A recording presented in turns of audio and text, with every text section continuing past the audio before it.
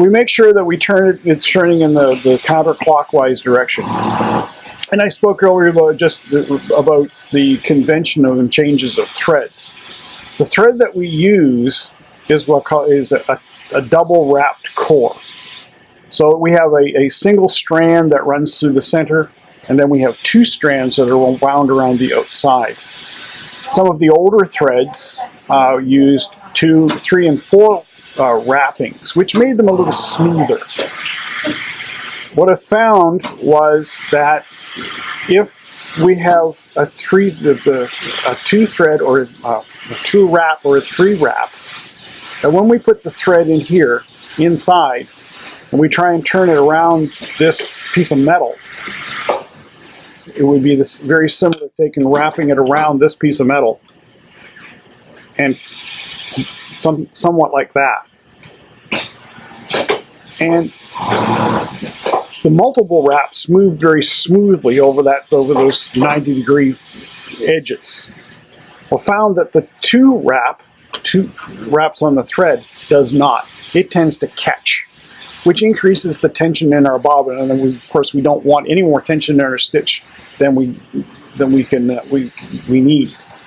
So therefore, when we put the thread in, we want to make sure that it turns in a counterclockwise direction, because we are now pulling the thread from here up through the slot into the tension instead of around this way. So the thread no longer comes down and turns this way around the metal, and that adds the tension. This way it produces very little. So we'll go back into the tension like that. Now, we only need about 1 inch of thread, or 1.5 inches of thread, to actually operate the machine. So I'm going to cut that off. We put the bobbin back into the machine. It's going to go back into the machine that way.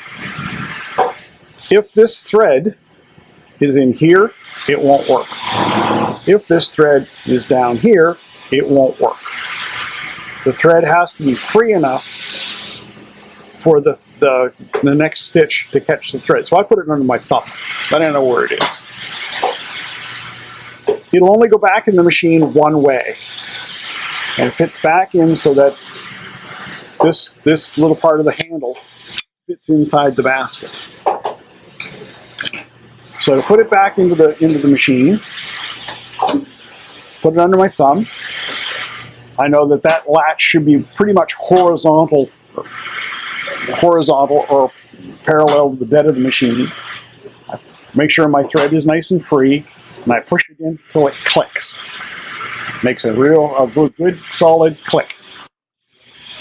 Once I know that my thread is free, my bobbin is in place and locked, and we're ready to go.